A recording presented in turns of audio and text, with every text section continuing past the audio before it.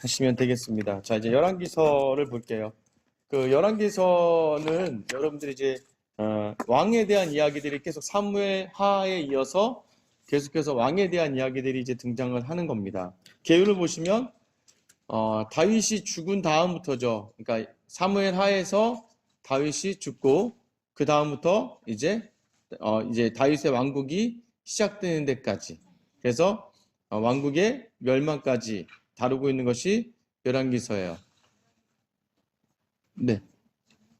네. 그 다음에 또 하나는 계율 2번 보면 성전 건설에서부터 성전 파괴까지. 교환 없으세요? 저기 있어요.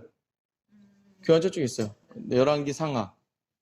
열왕기서 정리라고 있을 거예요. 열왕기서라고 아마 여기 있을 거예요. 거기 그림하고 같이 가져오시면 돼요. 네네, 맞아요. 그거랑. 맞아요. 그거 맞아요. 네.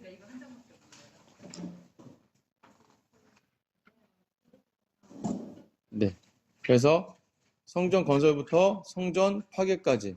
그러니까 다윗에 의해서 성전이 건설되고 솔로몬에 의해서 성전이 건설되고 그 솔로몬에게 지어진 성전이 파괴될 때까지의 내용의 그 기간을 얘기하는 거예요. 그리고 이제 다윗 언약의 정점으로부터 이제 다윗 언약의 위기, 바벨론 포로 끝까지예요. 그리고 이제 언약, 약속과 왕, 그러니까 하나님이 주신 약속과 왕이 어떻게 이루어져 가는지에 대해서 다루고 있고요. 특별히 이제 사무엘하 다윗의 왕국이 생기면서 생긴 평안이 어떻게 깨어지는가, 그런 내용을 담고 있다고 보시면 되고요. 이제 문학적 구조 이번 핵심을 보면 다윗 언약과 왕권 확립이 실패해가는 과정이에요. 그러니까 아무리 인간의 다윗 왕이 세워진다 할지라도 다윗 왕의 한계를 지난번에 말씀드렸고, 다윗 왕의 죽음 뒤에 어떻게 너희가 원했던 왕권이 어떻게 실패하는지를 보여주면서, 거기 이제 좀 약간 진한 글씨로 뭐라고 되어 있냐면 여호와의 주도적 역사였다. 그러니까 이 이스라엘의 모든 이끌어가는 과정은 하나님께서 주도하는 그런 관점으로 바라봐야 된다는 것을 이야기하고 있는 거예요. 그러니까 다윗도 도구일 뿐이라는 거, 솔로몬도 도구일 뿐이라는 거. 그런데 그 도구가 합당하게 하나님 앞에서 정직할 때 하나님이 그 도구를 정직하게 사용하시는 것이지, 그 사람이 아무리 잘난다고 하는데, 그러니까 다윗이 아무리 잘나도 다윗의 왕국이 마지막에 바벨론으로 끌려가는 것을 보여주고 있는 것이죠. 그래서 우리가 인간적으로 아무리 그러니까 공로를 주장하는 쪽으로 자꾸 가면 안 되는 거예요. 그러니까 아까 이제 뭐 고사님도 얘기 나왔지만 이제 우리도 이제 이번에는 저희가 이제 추수감사주일에 들어오는 그 과일로 이제 여기 푸드뱅크를 섬기려고 하는데, 이웃에게 나눠주려고. 근데 이런 것들이 자연스럽게 이제 접근해 나가야 되는 거예요. 주어진 은혜 안에서 자연스럽게. 선교도 마찬가지예요. 자연스럽게. 교회의 제일 원칙은 교회는 예배하는 공동체예요. 교회는 예배하는 공동체가 우선이지, 교회는 선교하고 전도하는 거는 예배가 잘 되면, 예배가 잘 드려지면 자연스럽게 선교와 전도는 이루어질 수밖에 없는 거예요. 그게 이제 건강한 교회의 흐름에 있어요. 근데 이제 간혹 가다 보면 선교적 교회라는 개념이 이제 선교적 교회 이런 개념들이 조금은 이제 너무 공로적인 개념들로, 그러니까 우리가 막 파송을 보내야 되고 어떻게든 세워야 된다, 이제 또 이렇게 하거나, 또는 이제 너무 이제 구제 위주로 편성되거나 하는 부분들이 이제 어려움은 좀 있을 수 있어요. 왜냐면 이제 그 모든 것을 교회에서 부담해야 되거든요. 그러니까 이제 이게 자연스럽게 교회에서 예배가 회복되면서 이 예배의 회복을 통해서 자연스럽게 벗어나지는 것, 그러니까 퍼져나가는 거예요. 왜냐면 여기 그러니까 우리가 이제 생수의 강이라고 표현하는 게 뭐냐면, 물이 차면 물이 넘치거든요. 그러니까 에스겔서에 등장하는 이 성전의 생수가 넘치게 되는 이 과정은, 예배가 영과 진리로 예수 그리스도와 성령의 역사를 통해서 예배가 드려질 때 그 영광이 차고 넘쳐서 자연스럽게 퍼뜨려져 가는 거예요. 인간이 주도하는 게 아니라는 걸 자꾸 그러니까 인간이 주도하는 게 아니라 하나님이 주도하신다는 걸 자꾸 놓쳐요. 그런 순간부터 하나님은 다시 그래서 인간의 왕권, 아무리 다윗 왕이라 할지라도 그 다윗 왕의 왕권의 끝이 어떻게 되는지 보여주시면서, 니네가 하는 것이 아니라 하나님이 하시는 것이다라는 것을 드러내는 과정이 열왕기 상하라고 보시면 되는 것이죠. 자, 신학적 메시지입니다. 자, 다윗 언약은 과연 실패하였는가? 라는 질문 던져요. 1번, 언약은 이스라엘에 파기된 것이다. 그러니까 약속을 누가 안 지킨 거예요? 이스라엘이 지키지 않은 거예요. 2번 한번 읽을게요. 2번 시작. 언약하기에 대하여 하나님께서는 주권적으로 응답하셨다. 자, 언약을 이스라엘이 파기했으니까 하나님께서는 주권적으로 그 언약에 여기 열왕기서 정리라고 있지 않나요? 열왕기서 정리 1페이지. 네, 거기에요. 거길 것 같아요. 그죠? 그래서 언약 파기에 대해서 하나님이 응답하신 거예요. 그러니까 무슨 말이냐면 너희가 이스라엘이 언약을 듣지 않기로 했기 때문에 이스라엘이 그 언약을 파기했다고 보고 하나님께서 거기에 대해서 주권적으로 반응하시는 작업이죠. 은혜가 하나님이 부르심에 대해서 우리 인간의 반응이라면 이 언약의 파기도 이스라엘의 파기의 주도에 의해서 하나님이 반응하시는 거라고 보시면 되는 거예요. 그러니까 믿음이라는 건 상호예요. 우리 하나님만 100% 하시는 게 아니라 인간이 아무리 자기 공로 100%하는 것이 아니라 하나님의 100%의 은혜와 인간의 100%의 반응이 있어야 그것을 믿음이라고 이야기하고 그것이 약속이거든요. 그래서 하나님도 우리가 하나님의 말씀을 듣지 않을 언약을 파기하면 파기한 그 언약대로 하나님께서 심판을 가하시는 것이죠. 3번 그러나 언약에 대한 하나님의 신실하심은 계속된다. 마지막에 이제 열왕기 하의 마지막 장면이 뭐냐면 바벨론 왕의 이제 여호야긴 요시아의 아들이죠. 여호야긴 양을 이제 바벨론으로 끌고 가요.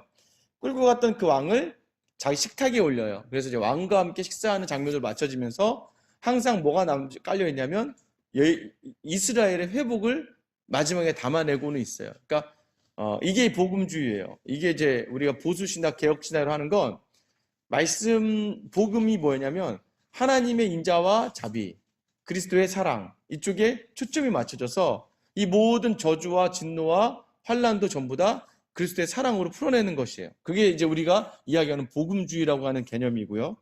자, B번 보세요. 죄에 대한 준엄한 심판이 가해져요. 이제 왕들까지 세웠기 때문에 그 왕에 따라서 달라지는 거죠. 그들이 세운 인간의 왕이 하나님 앞에 정직하면 하나님께서 그의 복을 주세요. 그런데 그가 정직하지 않고 이방 우상을 섬기거나 하나님을 버리면 거기에 대해서는 하나님이 인간 왕을 대표성을 삼아서 심판하시는. 그래서 왕이라는 개념이 이제 등장하는 거죠. 예수 그리스도가 여기서 왕이 되는 개념이 대표성의 개념으로 가기 때문에 우리의 죄가 사함을 받을 수 있는 게 바로 이런 상징성을 가지고 있어요. 그 다음에 10번에 보면 다윗 왕의 모형을 따라가는 왕들이 있어요. 다윗과 같은 왕이 이제 히스기야와 요아스, 이제 요시야도 등장하긴 하는데, 히스기야는 이제 유월절을 잘 지키고 다시 이제 느우스단 이제 불뱀 만들었던 눕뱀을 이제 부셔버리는, 그러니까 우상의 신전을 다 제하해버리는 노력을 하는 게 이제 히스기야였고, 요아스도 말 그대로 율법을 성전에서의 말씀을 찾아내고 다시 숙지하는 개념의 그러한 일들을 했지만 그럼에도 불구하고 이들도 죽었다는 거죠. 그러니까 여인의 아들들로 자라서 그냥 인간의 아들들로 자라서 죽게 될 수밖에 없는 죄성을 가지고 있다는 가 완벽하진 않지만 모형적인 개념으로서 히스기야 요아스 왕이 등장을 해요. 여호수아로부터 시작된 이제 역사서가 사실 열왕기 하에서 다 마무리가 되는 거고 이 역사가 이스라엘 역사 끝나고 그다음부터는 뭐예요? 이제 에스라, 느헤미야, 에스더. 그러니까 에스라는 선지자죠. 포로 이후에 돌아온 선지자고 느헤미야는 말 그대로 총독으로 이제 총독으로 예루살렘에 온 사람이 되는 거고 에스더는 말 그대로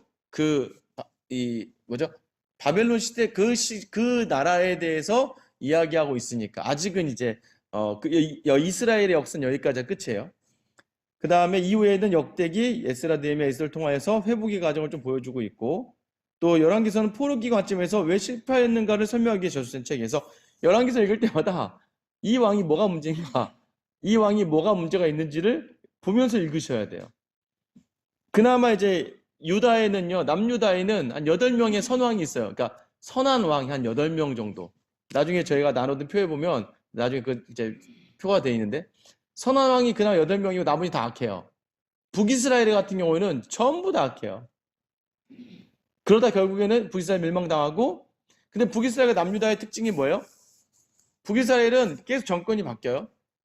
근데 남유다는 어떻게 해요? 제가 나눠드린 그 그림 보시면 그 그림 나눠드린 거에 뒷장을 보시면 뭐가 돼 있어요? 이 뒷장에 보시면 이게 여기 보면 파란색 있잖아요. 파란색. 파란색으로 된 왕들 있죠. 하늘색으로 칠해진 왕들이 북이스라엘의 정권을 바꾼 왕들이에요. 정권이 다 바뀌는 거예요. 북이스라엘은 계속해서 한 7개 왕조, 그러니까 처음에 바하사, 여로보암, 바하사, 시므리, 오므리, 그 다음 예후, 그다음 살룸, 므나엠, 베가, 호세야. 여기는 다 새로운 정권이에요. 그러니까 그 나머지 아들들이고, 그리고 남유다에 보면 지난 글씨 아사, 여호사밧, 요아스, 그 다음에 아마샤, 우시야, 요담, 히스기야, 요시야. 여기까지 좀 선한 왕들, 나머지는 다 악한 왕들이에요. 그러니까 8명의 선한 왕들 외고는 나머지 다 악한 왕들로 이제 되어 있는 것이고요. 다시 이제 보시면 이제 몇 번이냐, G1 보시면 따라서 희망보다는 죄악의 관점에서 역사를 기술하고 있어요. 그리고 H1에 심판하시는 분이 하나님이시라면 그러나 그 하나님께 돌아오면 아직 희망은 있다. 그래서 각 하나님께 그러니까 이제 열왕기서와 역대서에 등장하는 것 중에 가장 좀 이렇게 주목할 만한 게 뭐냐면, 열왕기서에 보면 이제 이스라엘의 가장 악한 왕 아합도 회개해서 하나님이 이렇게 기도를 들어주세요. 유다의 가장 악한 왕이었던 므낫세마저도 바벨론을 끌려가는데 그가 회개해요. 하나님이 역대하에서는 그를 돌려보내주세요. 그러니까 뭘 얘기하냐면 그 인간의 죄악을 이야기하지만 그 안에 담겨진 하나님께 회개하면 희망이 있다는 것을 점점으로 보여주고 있어요. 그리고 또 예레미야 예언을 참조하시면, 자, 바벨론으로 이제 가라. 너네 이제 바벨론으로 끌려가야 될 처지. 이제 므낫세를 마지막으로 해서 하나님이 이스라엘을 멸망시키기로 작정하세요. 작정을 하면 어떻게 하라는 거예요? 하나님의 작정하신 대로 그냥 풀으로 끌려가는 거예요. 이걸 가지고 하나님과 싸웠던, 논쟁했던 선지자가 하박국이잖아요. 하박국이 제가 예전에 하박국에서 한번 설교했었죠. 하박국이 그렇게 얘기하죠. 처음에 하나님, 왜 아수르와 바벨론과 애굽하고 결탁한 사람들이 잘 삽니까? 이거죠. 친일파들이 왜 득세합니까? 라고 이야기하니까 하나님 뭐라고 하냐면, 그래. 그러면 내가 바벨론으로 너 칠 거야. 라고 얘기해요. 그러니까 이제 더 어이가 없죠, 하박국이. 하나님, 이게 무슨 소리입니까? 아니, 바벨론 오랑캐 나라, 우리나라 기준에서 뭐 저 오랑캐 나라인데 하나님 모르는 저 이방 백성이 어떻게 우리를 칩니까? 라고 이야기하니까 하나님 뭐라고 얘기하세요? 그 치고 나서 내가 바벨론도 정리할 거야. 그리고 다시 회복시킬 거야. 내가 악의 도구로 사용하지만 나중에 그 도구도 내가 칠 거야. 그때 이제 하박국이 깨닫죠. 그렇다면 하나님, 그래서 제가 여러분 부흥 이야기 할 때 그랬죠. 수년 내에 부흥하기가 없어서, 부흥이란 단어는 없어요. 성경에서.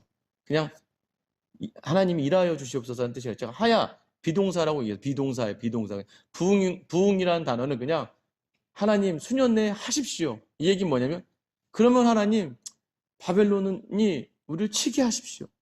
그러나 그 환난 중에라도 주의 긍휼을 잊지 말아 주십시오라고 얘기해요. 하박국이 마지막에 하나님이 바벨론으로 치는 게 오히려 우리에게 낫다. 그래서 이제 예레미야가 마지막 눈물의 선지자예요.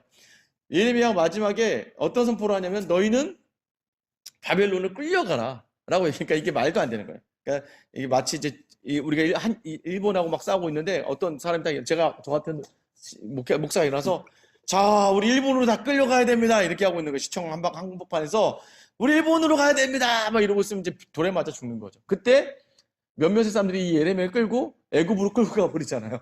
애굽으로 끌고 가서 결국에는 예레미야는 애굽에서 그냥 죽었다라고 해요. 그러니까 이제 그렇게 끌려가짐을 당하니까 끝까지 이제 하나님의 관점에서는 바빌론으로 가야 회복이 있는 거예요. 그러니까 고난의 자리가 고난을 피할 수는 없고, 그 고난을 감당해야 그 다음이 있는 거예요. 근데 그것을 인정하지 않으니까 더 힘들어지는 거죠. 그런 거 있잖아요. 더 어려워지는 거예요. 자기에 대해서 10명이 정확하게 보고 있는데 자기 스스로 자기를 인정하지 않으면 결과적으로 자기만 이렇게 감당할 수 없을 만큼 힘들어질 수밖에 없거든요. 그땐 빨리 저 요즘에 제게 묵상되는 게 그런 것 같아요. 하나님 여호와의 영광을 인정하는 것, 하나님의 뜻을 인정하는 것, 이것이 내게 허락하신 것이라고 한다면 이것을 인정해야 돼요. 근데 나는 자꾸 나 같은 사람이 아니야, 이렇게 이제 생각할 때가 있어요. 그러니까 저도 제가 사실은 이 교회 와서 제가 오늘 새벽에 잠깐 말씀드렸죠. 이 교회 와서 가장 힘든 게 뭐냐면 자꾸 간혹가다 비교하기 시작하는 거예요. 아, 쟤도 나보다 아닌 것 같고, 쟤도 나보다 아닌 것 같고, 쟤도 나보다 아닌 것 같은데. 그래서 이런 생각이 가끔 들 때가 있죠. 이제 그런 생각들이 가끔 들 때가 있으면, 그때 뭐요? 내가 여기 있어야 돼. 이런 개념의 생각이 가지고 있으면, 그때부터는 이제 그 상황들을 사람의 생각으로 받아들이면 어려워지죠. 가정도 마찬가지예요. 내가 저 남편이랑 저 애들을 데리고, 내가 이 환경에서 내가 이렇게 있어야 되나? 라는 생각을 하게 될 때, 그러면 이것을 부정해버리면 그게 굉장히 힘든 자리가 되는데, 그래서 오늘 제가 말씀드린 복의 자리로 가는 건 뭐예요? 이 자리를 하나님 기준에서 하나님의 시선으로 어제 이렇게 바라보면서 이 자리를 빨리, 그럼 이 자리에서 하나님이 원하시는 나의 자세, 내가 어떻게 행동해야지 하나님이 기뻐하실까에 대한 자세. 그래서 제가 이제는 그냥 근데 그게 정말 좋더라고요. 그러니까 하나님의 일하심을 모든 과정, 모든 상황에 다 인정을 하는 거예요. 그러니까 더 아내와의 관계, 자녀들하고의 그런 관계들, 또 교회에서의 사역들이 그래야 기쁨의 자리가 되는 거예요. 내가 감사하지 않는 자리에서는 절대 열매를 맺을 수가 없어요. 근데 내가 불평하는 자리, 원망하는 자리에서는 계속해서 나를 시험하는 것들이 닥쳐오게 되는 것이죠. 그래서 바벨론도 때로는 나에게 필요하니까 하나님이 주신 거예요. 뭐 그게 필요한 거예요. 그러니까 교회 안에서도요, 자꾸 막 격동시키는 사람들이 있을 수 있어요. 형제 중에서도 나를 격동시키는 사람이 반드시 있어야 돼요. 있어야 돼요. 있어야 살아요. 그 얘기 하잖아요. 장어가를 부산에서 가져올 때 메기 넣어야 된다고. 메기 한 3마리 집어넣으면 장어들이 살려고 바닥바닥 다니다가 결국 소유가 살아서 오는데, 장어만 놓고 오면 3분의 1이 다 죽어버린다면서요. 그러니까 살아가야 될 이유로 메기가 필요한, 물론 다 잡아먹지만 장어 구이로, 뭐 그거는 이제 그냥 예일 뿐이지만, 근데 우리의 인생에도 마찬가지예요. 고난과 고통이 유익이 될 수밖에 없으면 그 고난과 고통이 아니고 하나님 뭐라고 해요? 그거 아니면 니네 나한테 안 오니까 바벨론으로 가라. 근데 중요한 건 바벨론에 갔더니 누가 있더라는 거예요? 다니엘이 있더라는 거죠. 그게 하나님이 일하시는 거죠. 갔더니 다니엘이 있네. 좀 이따 또 중간에 다니엘이 있고 나서 그 다음 누가 있어요? 그 다니엘 있고 나서 중간에 또 에스더가 있잖아요. 하나님이 몰아가시는 그 과정 속에서 자기 사람들을 거기다 딱딱딱 놓으세요. 그래서 우리도 그저 절망으로 가게 하시지는 않는다는 거예요. 하나님이 여러분도 기도할 때 이렇게 피할 길이라는 표현이 그렇지만 숨통을 하나님이 톡톡 틔워주세요. 막 헐떡헐떡. 그러니까 죽지 않았다니까요. 되게 다 살아계시잖아요. 그러니까 죽었다는 게 뭐 죽었다 이걸 얘기하는 게 아니라 꼭 그 어떤 순간에 하나님이 호수를 하나씩 딱 연결해서 완전 죽지 않을 만큼, 완전 망가지지 않을 만큼으로 하나님께서 인도해 주시는 거예요. 그래서 나중에 이 시간이 하나님과 함께하는 시간이라는 것을 알게 하시는 거죠. 그래야 나중에 할 얘기가 있어요. 군대 편한 데 갔다 온 사람은 군대 얘기 나면 아무 얘기 할 수가 없어요. 왜? 군대 너무 편하게 갔다 와서 미안해서 말도 못해요. 이제 전에 있는 교회 목사님들 막 군대 얘기하면 막 다들 뭐 맞은 거 막 이런 얘기하는데 한 분이 계속 얘기는 안 하는 거 같더니, 뭐 목사님은 어디 갔다 오셨어요? 그랬더니 아니요. 자기는 저희는 뭐 그냥 갔는데요. 뭐 병원에서 근무했다가 병원에서 하다가 허리가 좀 안 좋아서 뭐 어디 갔는데 뭐 시청 같은 데로 어떻게 가가지고 그냥 저는 할 말이 없어요. 그래서 그냥 이렇게 그러니까 우리가 인생을 이야기하고 신앙을 이야기할 때 하나님이 우리를 사용하시는 방법들이 저마다 있거든요. 근데 그걸 사용하시고자 함이죠. 그래서 하나님 뭐예요? 바벨론으로 가라 이거예요. 애굽으로 가지 말고 바벨론으로 가라고 이야기하는 거예요. 자, 그 다음 또한 누가 등장하는지 엘리야와 엘리사가 등장해요. 그 엄청나게 멸망한 왕들 사이에서 특히 이제 북이스라엘에, 왜냐면 남유다는 그래도 선한 왕들이 나와요. 근데 북이스라엘은 답이 안 나와요. 계속 북이스라엘 답이 안 나오는데 그 해답을 누굴 통해서 주시냐면 엘리야와 엘리사를 통해서 주세요. 그 선지자가 북이스라엘에서 활동하면서 아합 왕과 요담 왕과 또 요아스라고 하는 그 시대의 아주 악한 왕들 속에서 엘리야와 엘리사가 선지자적 역할을 감당해냈거든요. 그래서 나중에 엘리야의 형태로 세례 요한을 보내시잖아요. 그 왕을 보좌하고 준비시키는 개념의 그 엘리야다라고 이야기하는 거고요. 그 다음에 하나님은 인간의 죄악에 대해 오래 참으시며 언약을 이루어 가신다. 인간이 실패한 바로 그곳 하나님의 회복의 역사가 일어난다. 이제 아까 말한 인간의 실패, 그런 하나님의 회복의 시작. 그러나 회복은 다시 한번 강조하죠. 인간의 능력에 의해서 회복하는 것이 아니라 하나님의 주권적인 역사의 회복으로 이루어 가신다. 그래서 나중에 그것을 누가 이루어 가세요? 예수님을 통해서 이루어 가신다는 걸 이야기하는 것이죠. 자, 열왕기상입니다.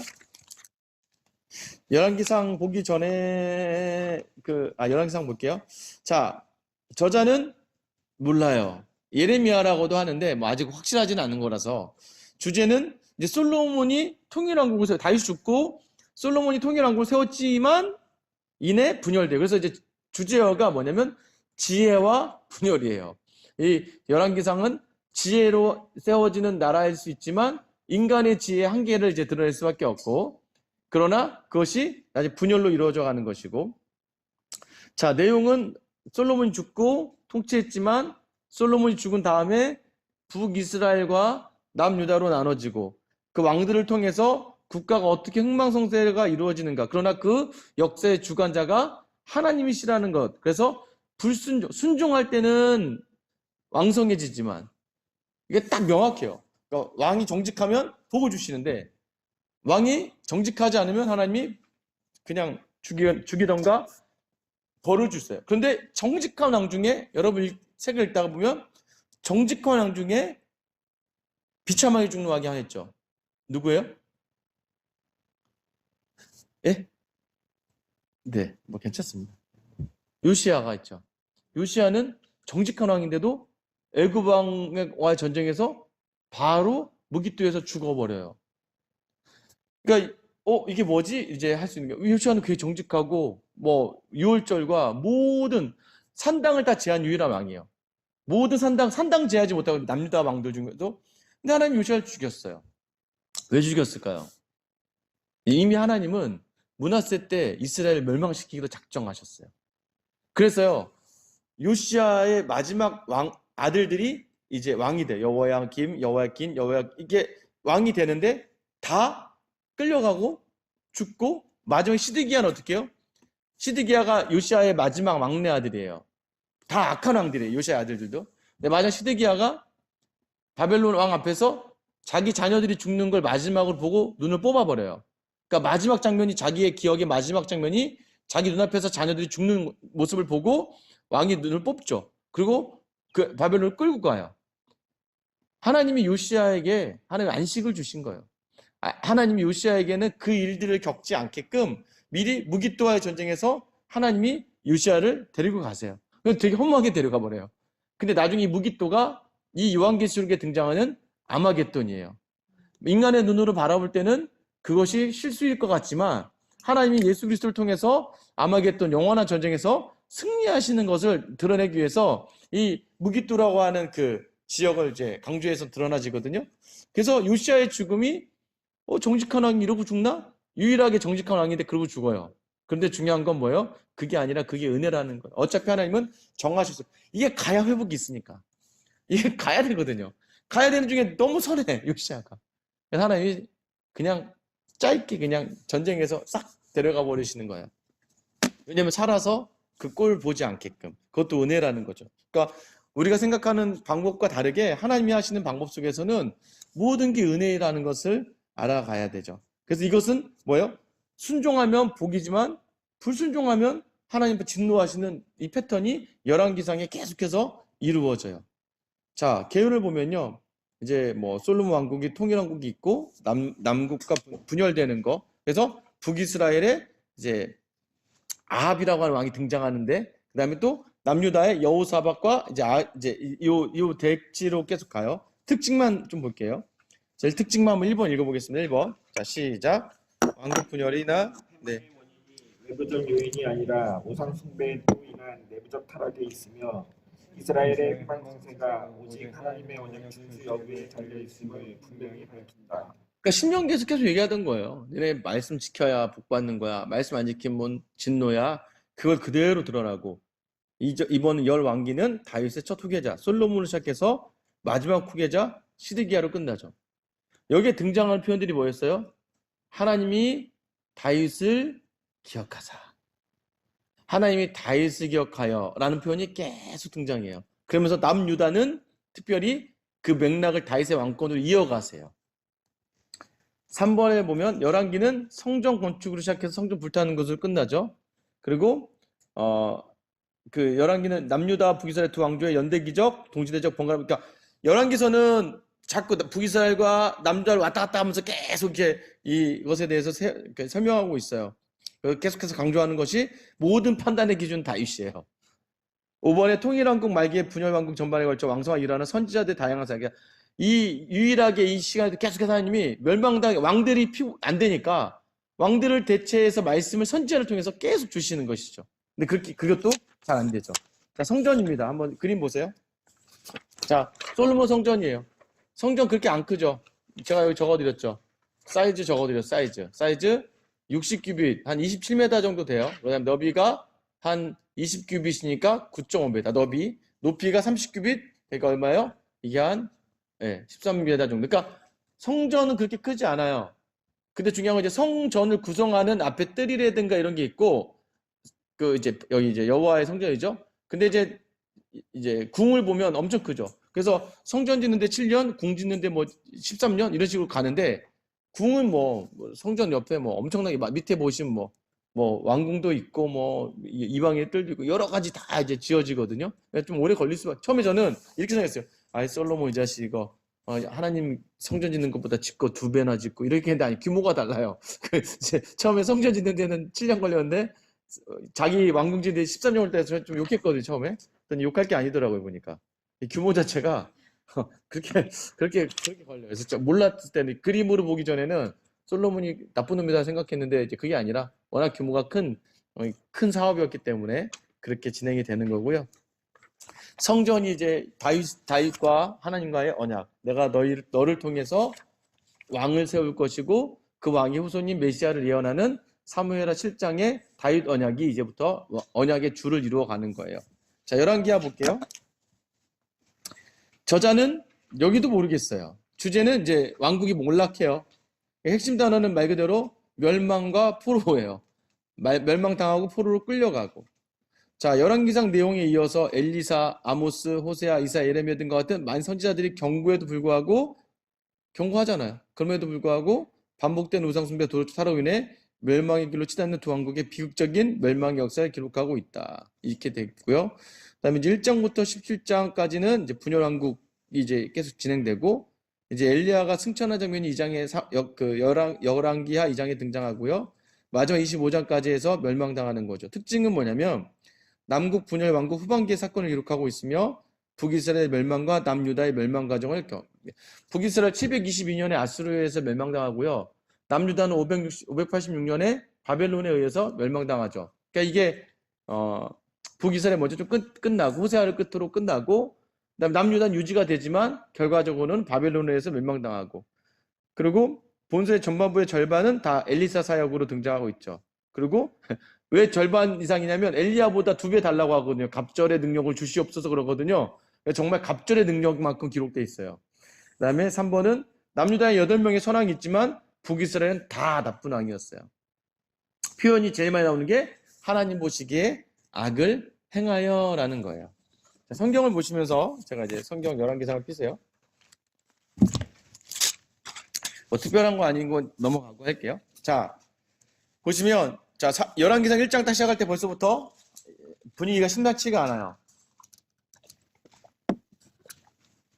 그 다윗의 이제 우리나라도 그랬죠. 예전에 뭐 이렇게 어른들 중에 이제 몸이 차가우니까 젊은 여인을 일부러 이제 같이 이렇게 끼워서 잠자리 자게끔 하는데 벌써부터 수냄 여자 아비삭이 등장하면서 뭐 그렇다고 잠자리를 자고 그러진 않아요. 그냥 이렇게 몸이 차가우니까 따뜻하게 이렇게 해주는 건데 문제는 이제 이렇게 시작하는 것 자체가 좀 약간 이상하다 싶은 생각이 들죠. 그러니까 여기 이 문제로 인해서 이제 아도니아가 등장해. 다윗의 아들이 이제 압살롬에 의해서 압살롬 죽었잖아요. 그 다음이 아도니아예요. 아도니아가 굉장히 이제 왕권이 유력한데 문제는 요압과 특별히 아비아달이라고 하는 제사장이 이 아도니아를 밀어요. 그래서 아도니아가 왕으로 가려고 하는 찰나예요. 결국은 이제 이게 뭘 얘기하냐면 자기 힘으로 왕이 되려고 하지만 결국 왕이 되지 못해요. 왕은 이미 하나님이 정해놓으셨어요. 다윗에게 바세바의 아들 솔로몬, 여디디아를 왕으로 세우겠다고 약속하시거든요. 그래서 이걸 가지고 이제 사독하고 이제 나단 선지자가 등장해서 이제 다윗에게 가서 이제 그 바세바에게 이제 확인을 받고 다윗도 이제 누가 적어요? 이제 2장 보세요. 2장에 이제 솔로몬 죄송합니다. 1장의 마지막에 나중에 이제 결과적으로는 솔로몬과 사독과 나단 선지자에 의해서 솔로몬이 왕의 즉위식을 올리고 나서 즉위식이 들리자마자 아도니아와 요압과 아비아달이 다 도망을 가고 이제 솔로몬이 왕이 되는 거예요. 자, 왕이 된 다음에 이제 그 도망가서 그들이 한 게 뭐예요? 제단불을 잡으면 살려줘요. 제단불은 이제 무조건 제단불을 잡으면 용서해주는 개념인데 유일하게 안 되는 경우가 있습니다. 어느 경우에요? 살인한 경우에. 그러니까 불의하게 살인한 경우는 제단불을 잡아도 용서가 안 돼요. 근데 누가 제단불을 또 잡아요? 아도니아와 요압이 잡았는데 요압은 죽임을 당해요. 왜냐하면 그는 무고하게 사람을 죽였기 때문이에요. 자, 2장에 보면 다윗이 죽기 전에 솔로몬에게 하는 내용들이 등장합니다. 2장 3절. 첫 번째죠.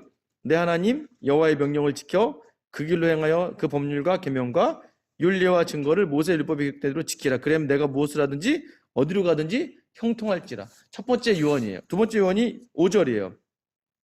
5절에는 뭘 얘기하냐면 요압을 죽여라예요. 자, 그럼 세 번째 유언이 뭐냐면 세 번째 유언은 7절 가세요. 7절 가면 길르앗 바실레 아들들에게는 은총을 베풀어. 왜? 내가 압살롬에 쫓겨갈 때 그가 나를 선대했기 때문에. 8절 베냐민 사람 게라의 아들 시므이는 기억하고 죽여라. 이렇게 얘기해요. 그러니까 이게 다윗이요. 이제 이건 사실은 늙으면서 노망이 난 거예요. 그러니까 복수를 하잖아요. 복수를. 분명히 자기는 그러니까 다윗이 얼마나 마지막 다윗이 뭐라 처음에는 내가 어떻게 내더라. 압살롬하고 이제 끝나고 올 때는 시므이가 와서 살려달라고 해서 죽이려고 했는데 살려줘라. 막 다 그냥 이렇게 넘어가거든요. 요압 할 때는 힘이 없어서 자기가. 요압에겐 자기 힘이 없었고 그러니까 결국은 마지막에 솔로몬에게 죽여라. 그러니까 벌써 이미 다윗 왕의 한계예요. 하나님 이렇게 다윗 왕이 뭔가 특별한 부분이 있지만 사실 이렇게 시작하면서부터 왜냐면 이게 결과적으로는 솔로몬의 왕권을 강하게 세워주려고 하는 다윗의 또 의도가 있거든요. 그러니까 아들을 생각하는 아버지의 인간적인 마음이 여기에 있을 수밖에 없어요. 이제 첫 번째 것 빼고 나머지는 전부 다 좀 인간적인 생각들을 담아내고 있어요. 결국은 이 상태에서 잘 끝났는데 아도니아가 어떻게 해요? 야, 그럼 나 있잖아. 왕권 포기할 테니까 다윗이 그 차가 올 때 데리고 자던 수냄 여자 아비색을 나한테 좀 주면 안 되겠냐라고 바세바에게 얘기해. 이 말 했다가 결국 죽어요. 그거는 왜냐하면 그 당시에는 그 왕의 시녀들을 왕이 이제 후궁들이라고 하죠. 취하는 행위는 말 그대로 자기가 그 자리를 대신한다는 개념이 있거든요. 그러니까 그걸 솔로몬이 알게 되고 바로 그 마음의 악독한 생각을 여기고 죽이게 되는 거죠. 자, 아비아달도 마찬가지야. 근데 아비아달은 쫓아내요. 그냥 아비아달에게는 네가 그래도 여호와의 이렇게 궤를 맨 사람이니까 돌아가라 이야기하죠. 요압이 뿔을 잡지만 요압은 죽임을 당하죠. 무고하게 사람을 죽였다라고 이야기하고 시므이에게는 어떻게 얘기해요? 너 예루살렘 떠나지 말아라. 떠나면 죽는다 했는데 시므이가 자기 종이 도망간 걸 보고 따라갔다 결국에는 죽임을 당하죠. 자, 그러면서 2장 46절에 보면 이에 나라가 솔로몬의 손에 경고하여지니라. 이 표현이 별로 좋은 표현은 아니죠. 그러니까 이에 여호와의 손이 함께하여 이런 표현들이 좋은 표현이죠. 그러니까 벌써부터 왕으로 넘어가면서부터는 좀 뭔가 좀 문제가 되기 시작해요. 그런다 3장에서 그러면서 또 희망이 등장하죠. 솔로몬이 1천번제를 드려요. 1천번제가 1000일 동안 드렸다라고 주장하시는 분들도 있고 1000번의 제사를 이제 계속 이제 드렸다라고 하는 것도 있는데 뭐 그거는 뭐 본인 해석하게 나요. 그래서 우리 교회는 1000번제 이런 건 없을 거예요.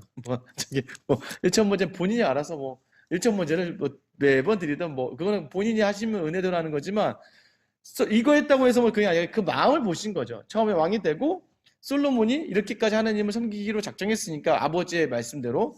자, 그래서 하나님이 뭘 선물해 주세요? 9절이죠. 9절 한번 읽어볼게요. 3장 9절 시작. 누군가 그의 많은 백성을 재판할 수 있사오리까 듣는 마음을 지니까 그의 백성을 재판하여 선악을 분별하게 하옵소서. 자, 이거 달라고 했어요. 이게 지혜예요. 원래 개역 한글에는 이거 지혜로 돼 있죠. 지혜를 주옵소서라고 하거든요. 근데 개역 개정에서 듣는 마음으로 바뀌었어요. 주님 내게 듣는 마음을 주십시오. 이게 굉장한 지혜예요. 다른 사람의 말을 다른 사람의 말을 듣는다? 이것보다 하나님의 말씀을 듣는 마음. 하나님에게 듣는 마음을 구하면 하나님 뭘 주시는 줄 아세요? 듣는 마음을 주시면서 5장 29절 보세요. 5장 29절 같이 한번 읽어볼게요. 5장, 죄송해요. 4장 29절. 4장 29절 읽어볼게요. 4장 29절 시작. 하나님이 솔로몬에게 지혜와 총명을 심히 많이 주시고 또 넓은 마음을 주시되 바닷가의 모래 같이 하시니. 듣는 마음을 가진 사람에게 나타나는 특징이 넓은 마음이라는 거예요. 그러니까 하나님의 음성을 듣는 그 은혜를 구하는 사람에게 하나님은 음성을 들려주시면서 하나님 마음을 담아주시거든요. 하나님의 마음이 넓으니까 마음이 넓어지는 거예요. 그래서 예수를 제대로 믿으면 넓어지는 거예요. 그래서 예배를 드리다가, 그러니까 예전에 저도, 제가 예전에 이렇게 예민해서, 지금 권사님이, 목사님 맨날 다겠지. 예전에 안 그랬다니까요. 조는 거, 여기 저랑 청년부 같이 했거든요. 수련회 가서 제가 설교를 2시간씩 했어요. 조는 꼴을, 알아서 이제 청년들이 알아서 졸리면, 다 뒤에 가서 조는 꼴, 난 설교 어떻게 준비했는데 이것들이 잠을 자. 이제 나도 힘들어 자식들아, 이제 완전 이거죠. 그래서 알아서 청년들이 뒤로 다 이렇게 하다가 졸아서 혼나느니 차라리 나가면 안 혼나니까. 뒤에 가서 있으면 안 혼나니까. 알아서 그때는, 그죠? 그때는 다 그냥 알아서 뒤로 다 가 서 있어. 졸리면 다 뒤로 가서 있는 거예요. 그 정도로 제가, 그러니까 뭐냐면, 내 기준으로 보는 거예요. 예전에는 앉아서 3, 4시간, 5시간 기도하고 앉아있었는데 뭘 졸아? 정신 문제야, 이런 거잖아요. 나는 하니까. 나는 그렇게 했으니까 해야지라고 생각하는 것들이 그게 공로주의고 교회가 나는 이만큼 하잖아. 너도 이렇게 하지 하는 건데 하나님의 마음을 구하는 사람은 하나님이 넓은 마음을 주세요. 그 다음에 제가 어느 정도 알았어요. 내 설교를 못해서 조는 거지. 졸고 싶어 조는 사람이 어디 있겠어요. 내가 작정하고 조는 사람, 물론 작정하고 조는 사람은 진짜 나쁜 사람이고, 근데 대부분이 교회 오면서까지 나 오늘 자러 가야지. 그러면서 집에서 자지 교회까지 오면서 자겠다는 마음을 가진 사람이 어디 있겠어요. 그때마다 이제는 나의 문제를 돌아보는 거예요. 내가 뭐가 문제지? 내가 혹시 뭘 실수했나? 내가 뭘 놓쳤나? 예배 때 혹시 설교에 문제가 있었나? 이제 이런 것들로 돌아보면, 그리고 또 졸 때 이런 말도 죠. 아유, 말씀이 다니까 교회에서 잘 수도 있는 거죠. 자고 싶어 자겠어요? 그러니까 자는 거에 문제는 아무것도 안 하고. 또 좀 이제 예민해요. 제가 굉장히 귀가 밝아요. 요즘에 다행히 이제 이어폰 많이 끼고 있어서 귀가 좀 망가졌는데 잘 안 들리긴 하는데, 예전엔 제가 멀리서 김재현 이러면 다들 야 너네 내 얘기하지. 그러면 이제 깜짝깜짝 놀라고 다들 이제 원래 말 많은 사람이 귀가 밝아요. 내 욕할 수 있으니까 뭐라고 하면 다 이렇게 집중이 되더라고요. 소모주도 아닌데 이렇게 다 들리더라고요. 그랬는데, 그러니까 그 정도로 예민한 부분이 있는데 시간이 지나니까 그렇게 애들은 뛰어다녀야 되는 게 정상인데 걔네가 안 뛰어다니면 비정상이잖아요. 애들은 뛰어다녀야죠. 애들이 안 뛰어다니고 어른처럼 앉아있으면 얘네가 비정상인 거죠.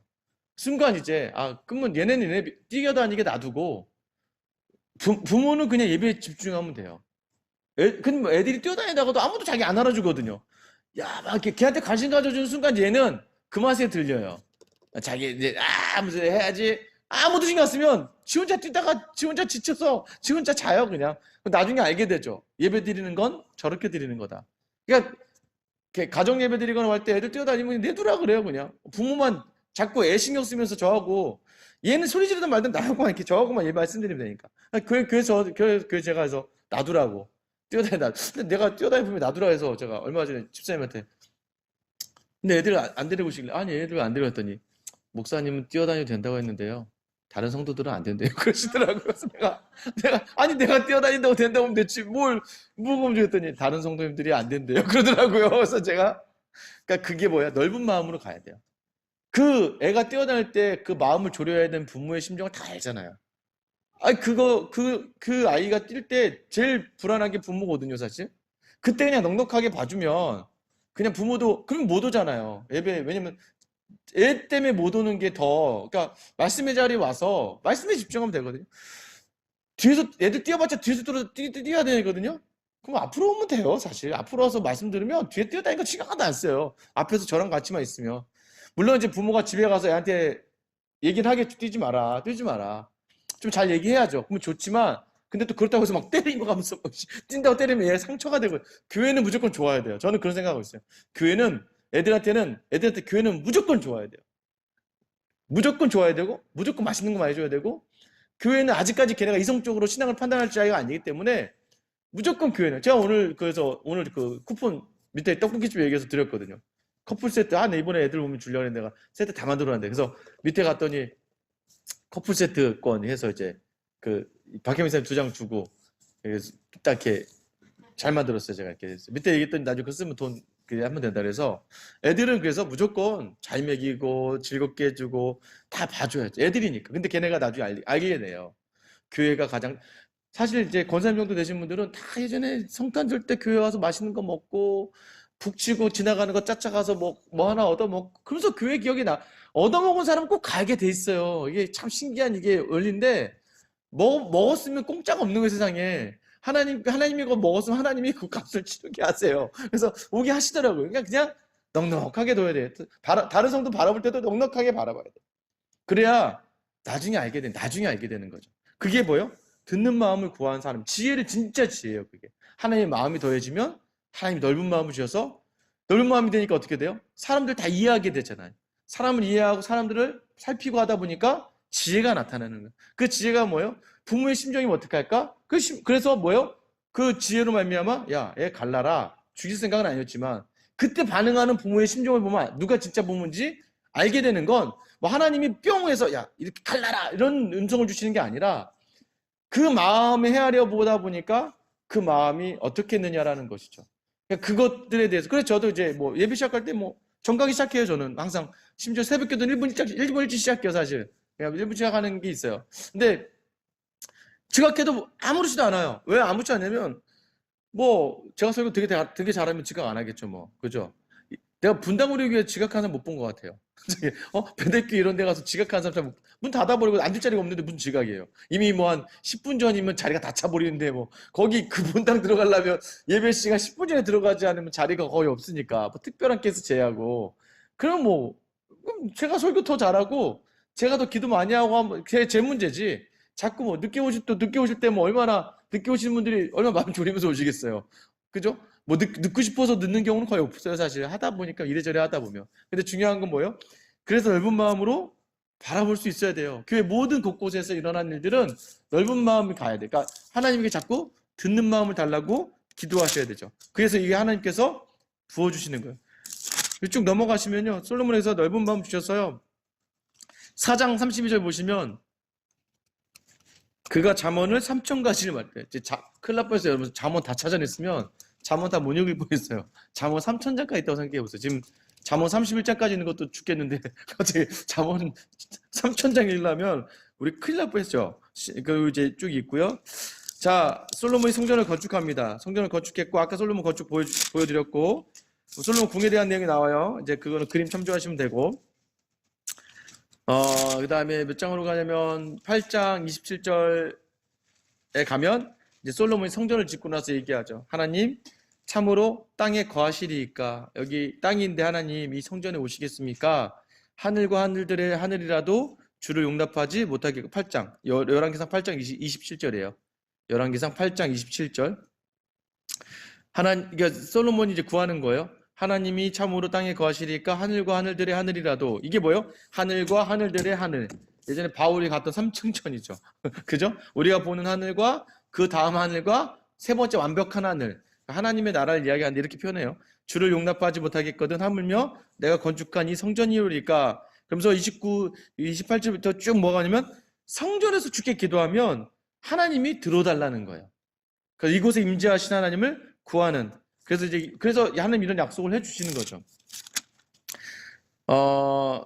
그리고 넘어가면 54절에 보면, 솔로몬이 무릎을 꿇고 손을 펴서 하늘을 향하여 이 기도와 간구로 여호와께 아뢰기를 마치고 여호와의 제단 앞에 일어나 서서 큰 소리로 이스라엘 온 회중을 해서 축복하며 이르되 하면서 하나님에 대한 쭉 하고, 마지막에 61절, 그런즉 너희의 마음을 우리 하나님 여호와께 온전히 바쳐 완전하게 하여 오늘과 같이 그의 법도를 행하여 그의 계명을 지킬지어다. 이거 누가 예언한 거예요? 다윗이 솔로몬에게 예언한 걸 솔로몬이 그대로 백성들에게 전하고 있는 것이. 아직까지 다윗의 영향이 있어요. 근데 9장 이제 등장하면서 이제 이제 하나님께서 솔로몬에게 나타나셔서 그죠? 4절에 네가 만일 네 아버지 다윗의 행한 같이 마음을 온전히 하고 바르게 하여 내 앞에 행하며 내가 내게 명령한 대로 온갖 일을 순종하여 내 법도를 지키고 쭉 하면 뭐예요? 그렇게 하면 내가 너에게 끊어지지 않고 복을 주겠다고 그러니까 7절까지 쭉 하나님의 약속에 대해서 이야기해요.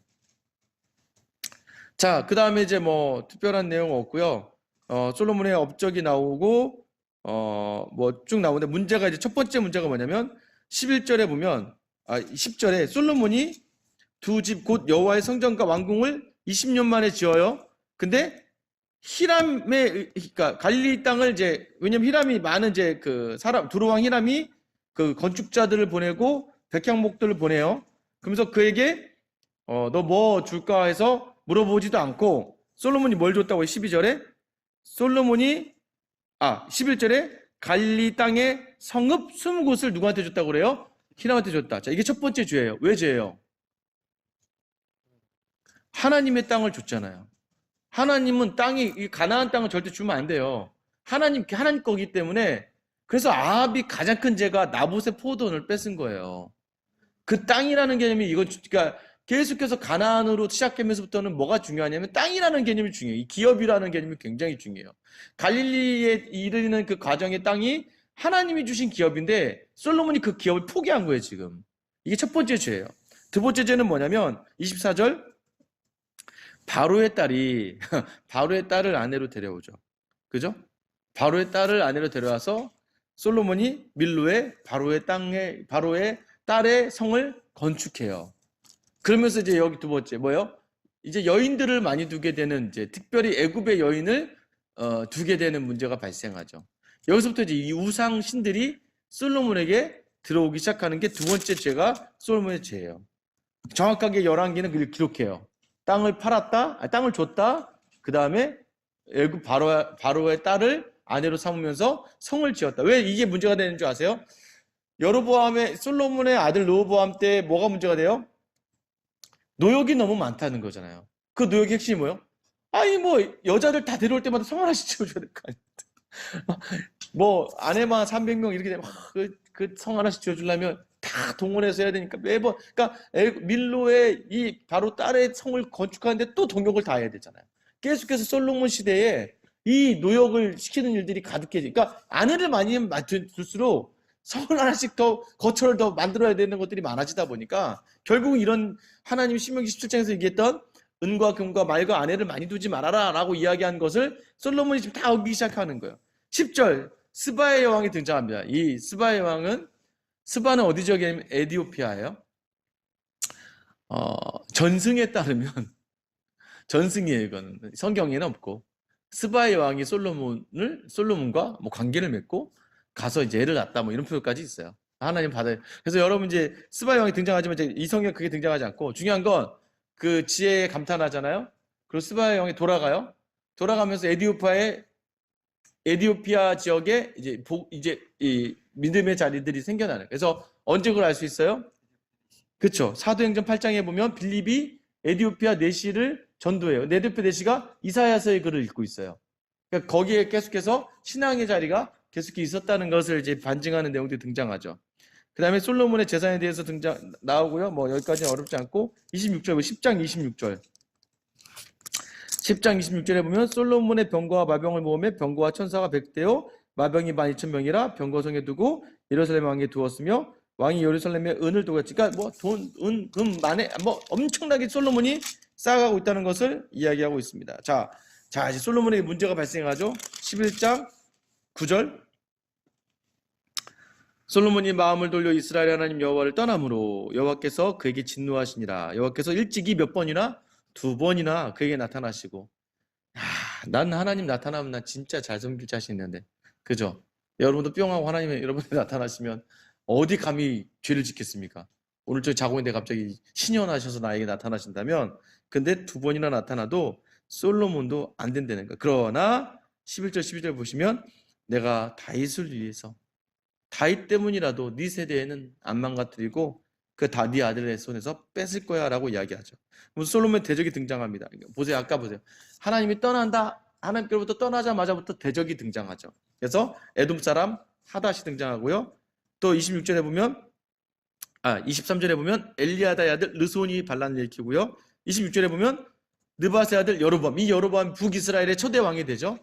자, 이렇게 해서 대적이 일어난 걸로 끝나고 이제 솔로몬이 죽습니다. 자, 죽고 나서 이제 뭐 이 다음 내용들은 여러분들이 이제 뭐 특별한 건 없고요. 마지막에 이제 어떤 북이스라엘에서 나중에 여로보암 파로 10개 지파가 나눠지잖아요. 그 16절에 보면 12장 16절에 보면 이제 그 르호보암이 노인들의 말 듣지 않고 젊은이들의 말 들었다가 내가 널 더 채찍과 정갈로 니네를 다스릴 거야 라고 강력한 정치를 하려고 하자 열왕기상 12장 16절에 온 이스라엘이 자기들의 말을 왕이 듣지 아니함을 보고 왕기 대표인데 우리가 다윗과 무슨 관계가 있느냐?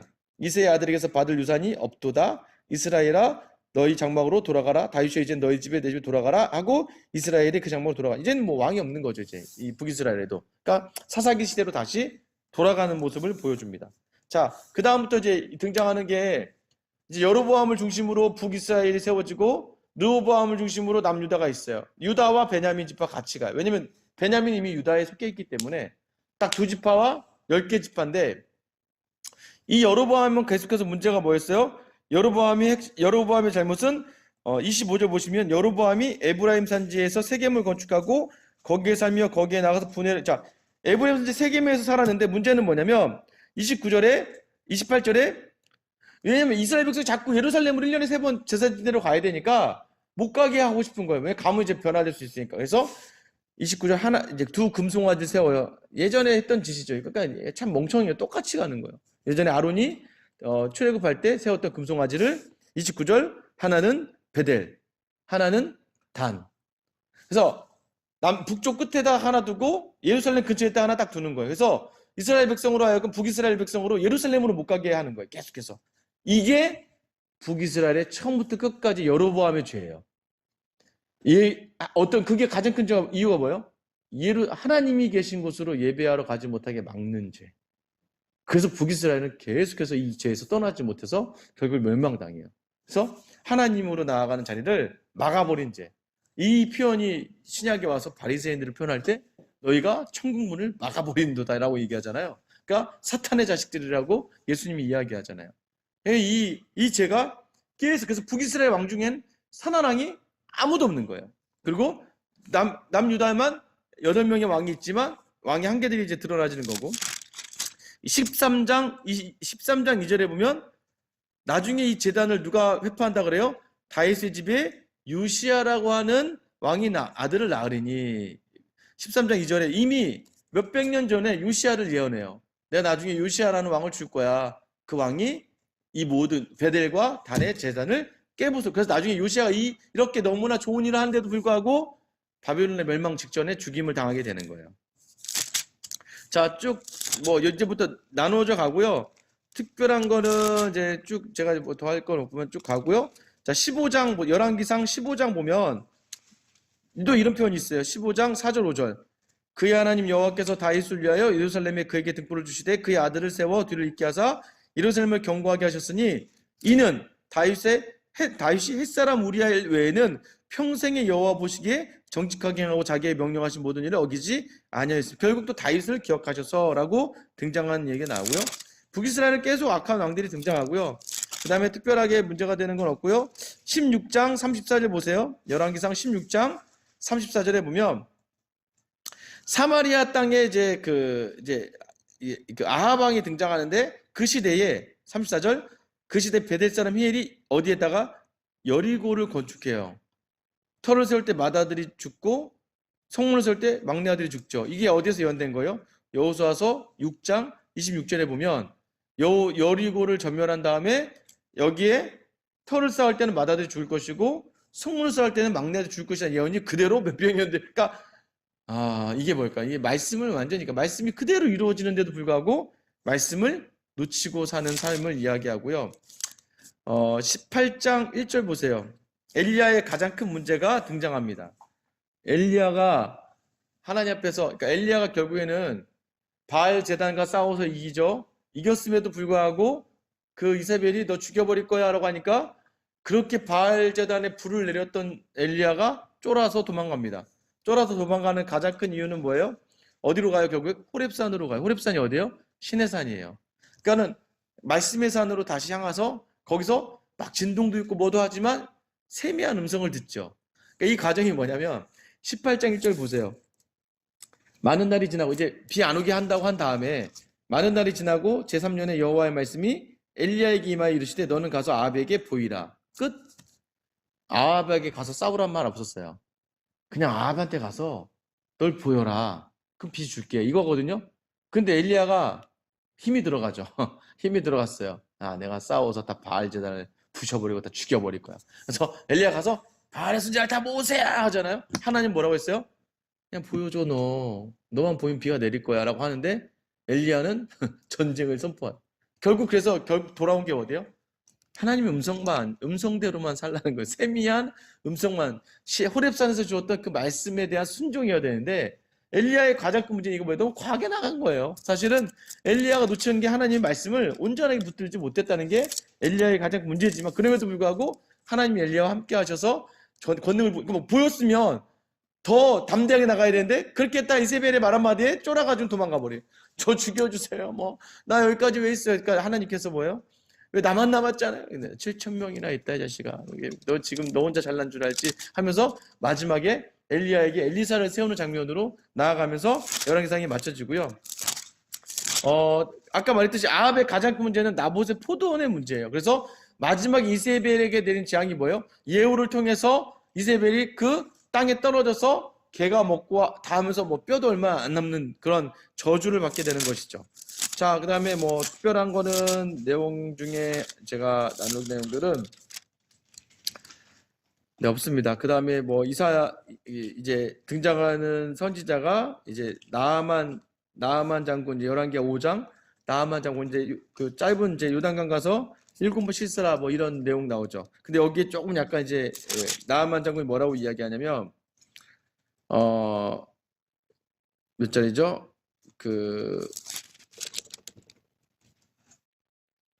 5장 18절에 보면 나아만 이런 얘기를 해요. 오직 한 가지 일을 자기가 다른 제사 다 드리는데 한 가지가 부탁하는 게 뭐냐면 여호와께서 당신의 종을 용서하시기를 원하나이다. 곧 내 주인께서 림몬의 신당에 들어가 거기서 경배하며 그가 내 손을 의지하시며 내가 림몬의 신당에서 몸을 굽히오니 내가 림몬의 신당에서 몸을 굽힐 때 여호와께서 이에 대하여 당신의 종을 용서하시기를 원하나이다. 그러자 엘리사가 이르되 너는 평안히 가라. 그죠? 이제 이 문구가 이제 우리가 이제 제가 이제 이게 이거죠. 왜 그 나아만은 림몬 사단에 절을 해야 돼요? 왕이 시키니까 하는 거예요. 그러니까 때로는 이 국가 권력이라고 하는 하나님이 허락하신 그 구조 속에서 이루어진 일들에 대해서 지혜롭게 좀 대처해야 될 필요가 있는 거죠. 그것을 이제 구하고 그래서 저는 이건 뭐 지극히 개인적인 생각일 수 있겠지만 천주교에서는 제사 지내는 거 허용하거든요. 절하는 걸 허용을 해줘요. 근데 그런 아마 천주교에서 허용을 했던 가장 기본적인 원인은 바로 이런 원리였던 것 같아요. 그러니까 불화를 일으키면서 복음을 전할 수 있겠느냐. 근데 우리 기독교는 이제 파이팅이죠. 다. 내 목에 칼이 들어와도 절대 내가 절할 수 없습니다. 난 끊을 수 없습니다. 이건데 그것을 신이 없으니까. 그러니까 이제 나중에 이제 고린도전서 7장으로 넘어가면 이 우상에 바쳐 음식을 먹는 문제로 바울이 뭐라고 얘기하냐면 야 믿음 좋은 이방인들아 그런 신이 없지 뭐 시장에서 아무나 갖다 먹어도 되는 거지. 근데 이제 믿음이 약한 유대인들을 위해서 가능한 한 먹지 말아라. 이런 얘기들이거든요. 그러니까 우리 신앙의 어떤 행위에 일단 결정적인 중심은 내 믿음의 양심으로 결정하는 거예요. 그래서 진실된 마음으로 내가 내 본심이 그냥 사람이 무섭고 도리어서가 아니라 화평을 유지하며 그러나 자기 믿음에 대한 견고함을 가지고 있을 때라면 저는 사실은 무엇을 하든지 가하고 그렇지 않고 인간적인 생각을 가득하다면 무엇을 하든지 가지 않는 거죠. 그래서 이게 신앙은 우리를 자유하게 하는 거지 자꾸 신앙은 우리의 삶의 모든 것들을 옥죄는 게 아니거든요. 근데 그걸 자꾸 잘못 생각하면 율법적으로 자꾸 만들어버리면 주일날 돈 쓰지 마. 이제 끝났잖아요. 그거 다 이미. 예전에 뭐 주일날 돈 쓰면 다 죽는 거예요. 뭐 진짜 뭐. 그러면서 본인들은 막 차 타고 다니고 버스 타고 다니고 토큰이잖아 하면서 토큰은 돈 아닌가. 이제 그렇게 하면 안 되는 거죠. 근데 그런 굉장히 율법적인 것들이 등장할 때 중요한 건 뭐예요? 솔로몬에게 준 넓은 마음. 그러니까 듣는 마음, 넓은 마음으로 바라볼 수 있어야 되는 게 믿음이에요. 그다음 특별한 내용들은 안 나오고요. 또 열왕기하 9장 19절에 보면 열왕기하 8장 19절에 보면 이렇게 돼 있죠. 여호와께서 그의 종 다윗을 위하여 유다 멸하기를 즐겨하지 아니하셨으니 또 등장하죠. 항상 유다를 멸망하기 즐겨하지 않은 이유는 다윗 때문이에요. 아합의 자녀들은 다 죽습니다. 철저하게 죽고 쭉 또 가세요. 뭐 유다의 왕들 중에 중간에 선한 왕들이 있었지만 결국에는 선한 왕이 히스기야 때 이제 뭐 개혁이 일어나지만 히스기야 때도 별로고 나중에 이제 히스기야 장면에 뭐 등장하는 게 뭐가 있냐면 히스기야가 아들 죽음을 가지고 이제 히스기야가 죽을 병에 걸렸어요. 그게 언제냐면 20장이에요. 열왕기하 20장에 보면 히스기야가 죽을 병에 걸려 죽게 됐어요. 자기가 왕이 되고 나서. 근데 그때 하나님께 간절히 기도하죠. 하나님 살려주시잖아요. 이 살려주는 바람에 누가 태어나냐면 므낫세가 태어나요. 자기가 죽어버렸으면 므낫세가 안 태어나죠. 그러니까 우리의 기도의 간구가 때로는 이스라엘을 무너뜨릴 므낫세를 낳게 할 때가 있어요. 그래서 그럼 결국 이 므낫세가 나쁜 거냐? 므낫세는 그런 도구로 쓰여지는 거예요. 그렇다고 히스기야가 뭐 기도 잘못한 건 아니라는 거죠. 그러니까 물론 기도를 이렇게 했더라면 좀 아쉽고 그냥 이때 그냥 천국 갔더라면 좋았을 텐데라고 생각할 수 있겠지만 또 그렇게 해서 하나님이 응답을 주셔서 므낫세 때에 므낫세를 낳게 하시는 바람에 므낫세가 이제 가장 악한 일을 행하면서 이스라엘의 멸망을 가져오거든요. 그런데 또 그 하나님께서는 바벨론으로 돌려가 보내시는 게 하나님의 뜻이었기 때문에 또 그 과정 속에서 하나님이 그러니까 이걸 지금 누가 죽어나느냐의 개념을 갖고 얘기하는 거예요. 히스기가 잘못한 거냐? 아니라는 거예요. 므낫세에게도 기회가 있었다. 왜냐면 역대하에 보면 므낫세가 역대하 33장 보세요. 역대하 33장.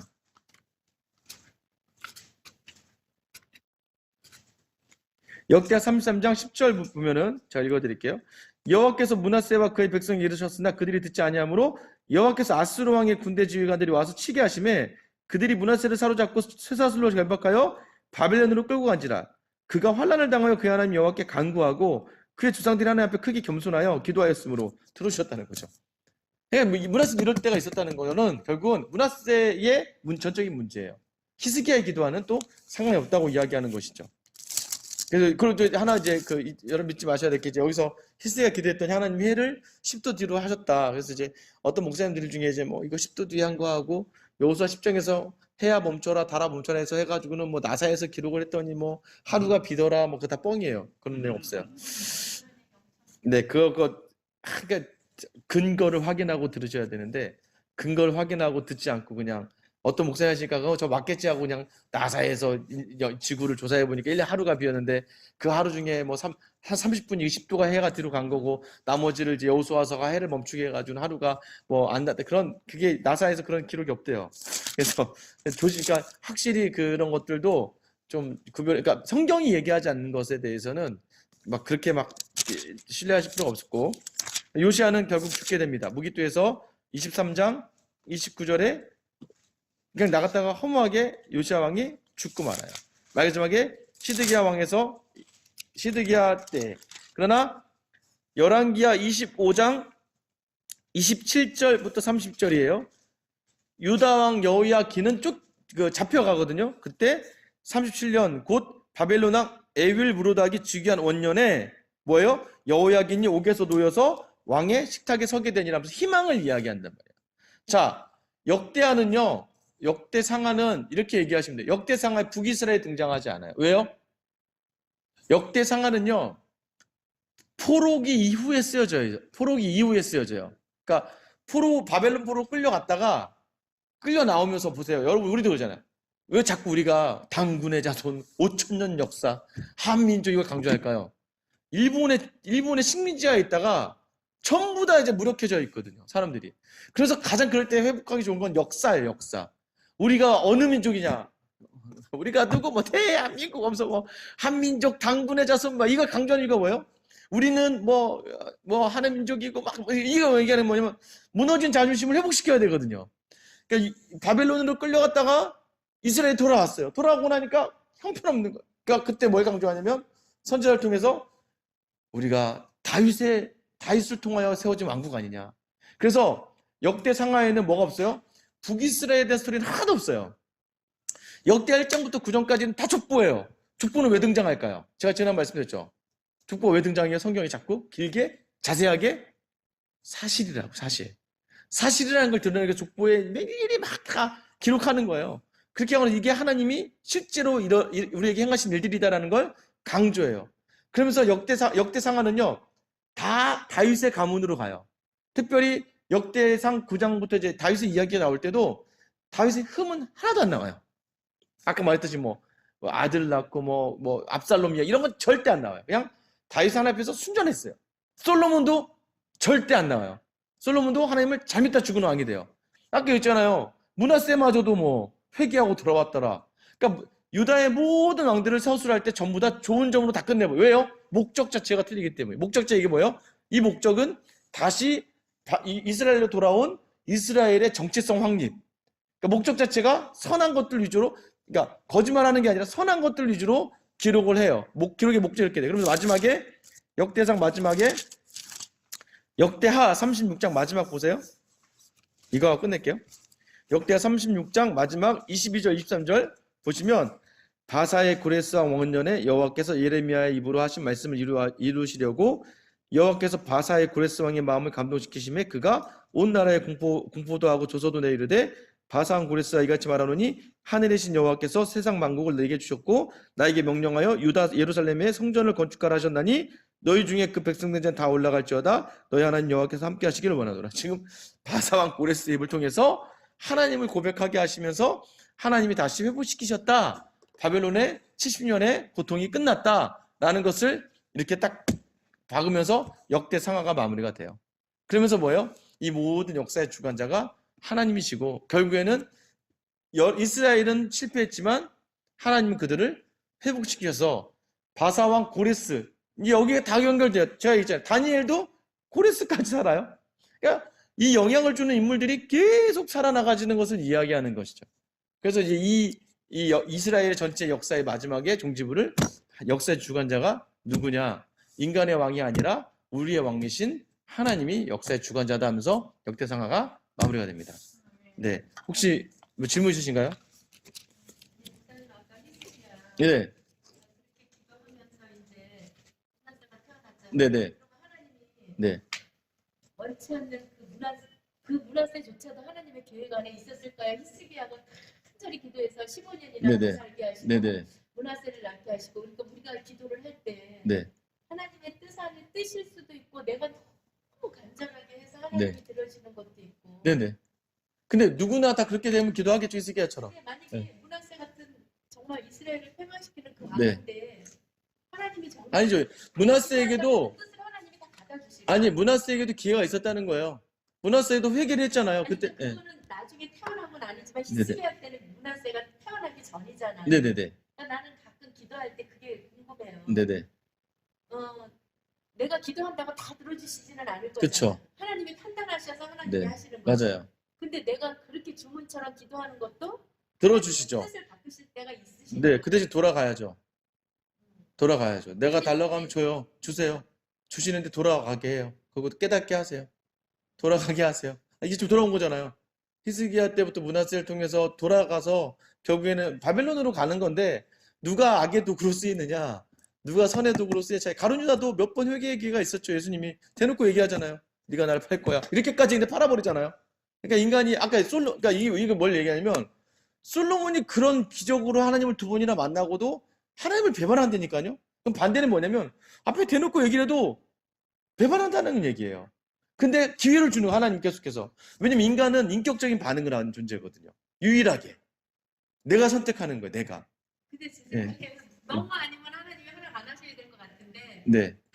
그렇죠. 뭐 근데 그럼에도 불구하고 우리 인간의 선택이 100%가 또 들어가기 때문에 선악과 네. 문제 그렇죠. 네. 그러니까 결국은 뭐냐면 그럼에도 불구하고 우리가 뭐에 선악과는 내가 한 거고 하나님이 허락하셔야지만 문화세가 태어나는 거잖아요. 아니죠. 선악과도 뱀의 유혹을 하나님이 허락한 거죠. 그러니까 아니 허락을 네. 하셨지만 네. 그 얘기는 뭐냐면 결국은 뭐냐면 그럼에도 불구하고 지금 저 이제 이거는 아니 이렇게 하실게요. 딱 막으시지는 그럼에도 불구하고 이스라엘 시대까지의 구원의 조건은 이스라엘 백성 안에 들어가 있는 게 구원이에요. 그러면 된 거죠. 근데 어? 히스기야가 15년 기도해서 므낫세를 그 네. 사이에 그 전에 낳은 아들들도 많이 있었을 거 아니에요.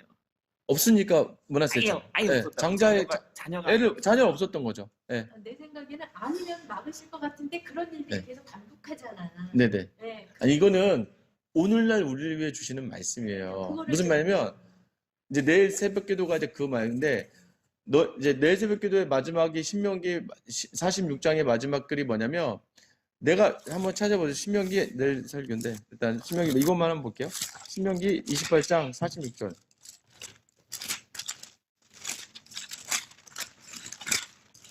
28장 46절에 보면 자 같이 한번 읽어볼게요. 28장 46절 시작. 이 모든 저주와 영원히 있어 표징과 훈계가 되리라. 이거예요. 그러니까 뭐냐면 지금 이제 우리가 그 후손이죠. 내가 저주할 거야. 멸망시킬 거야. 봐라. 이거 누가 하냐. 하나님은 저주시키면서 저주를 끝나지 않고 네 후손. 그러니까 내 분보다 좋은 게 내 자녀잖아요. 네 후손이 이걸 표징으로 삼을 거야. 네 후손에겐 내가 그렇게 돌아오게 할 거야. 네 후손들을 깨닫게 할 거야. 네가 말 안 들어서 이렇게 멸망했다는 걸 보게 할 거야. 그래서 말 듣게 할 거야. 근데 그게 안 되니까 결국에는 예수님이 오시는 거예요.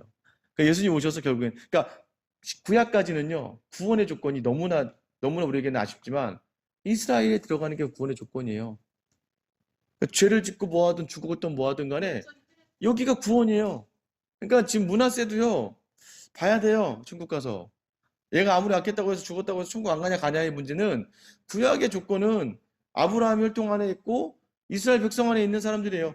죽음을 당한다는 건 내 육체가 죽는 거지 구원의 조건은 이스라엘 백성 안에 있는 것이거든요.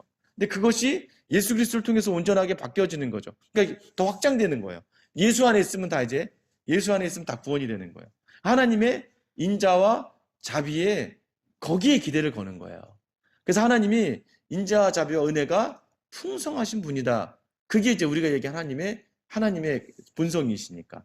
그래서 이 모든 일, 우리에게 지금 주시는 메시지는 이미 우리에게 천국이 허락되어 있지만 중요한 건 이 인물들을 보면서 네가 말씀을 지키지 않았을 때 므낫세를 통해서 이 나라가 멸망당하는 것처럼 네가 말씀을 지키지 않으면 지금 너의 가족과 네가 속한 공동체가 이런 꼴을 당하게 되는 거야 라고 지금에선 또 적용을 하면서 보라는 거예요. 그러나 히스기야처럼 지켜내면 하나님께서 어떻게 복을 주시는지를 또 다윗처럼 지켜내면 어떻게 복을 주시냐는 보자. 다윗이 뭐 쫓겨나가는 것들이 복은 아니지만 그런 과정을 통해서 왕국을 세우잖아요. 그러니까 그런 과정을 성경을 통해서 보라는 거예요. 그래서 오늘날 그 때로는 히스기야를 적용을 그래 히스기야 같은 기도를 하면 안 되지 라고 적용을 해도 되지만 또 반대로 뭐예요? 그래도 하나님께서 다시 결국은 하나님 이야기하시는 회복이니까 그 회복의 과정을 오늘 우리에게 메시지로 던져주시는 거예요. 그래도 하나님 무조건 회복을 시키시는데 이왕이면 말씀을 순종하면서 지금 너희가 누려야 될 천국을 누리면서 살아가라는 게 메시지의 초점이죠. 그런데 오늘 우리가 그걸 놓치니까 자꾸 그 평안과 기쁨 속에 있지 못하는 거죠. 그걸 우리에게 주시기 위하여 교훈으로 말씀을 오늘날 우리에게 주시는 그 말씀이죠. 혹시 더 있나요? 네. 장 13장. 네. 13장에 네. 매번 성경 읽을 때마다 네. 이게 뭐 심오한 그런 건 아닌데 여기에서 하나님의 사람 있잖아요. 네네. 이게 여러 번 여기 베델의 늙은 선지자 말하는 거죠? 이게 그걸 얘기하는 뭐냐면 메시지를 줬잖아요, 명확하게. 근데 결국에 그 메시지를 하지 않잖아요. 앞으로 이스라엘 그렇게 될 거를 네. 선지자가 네. 속였잖아요. 네.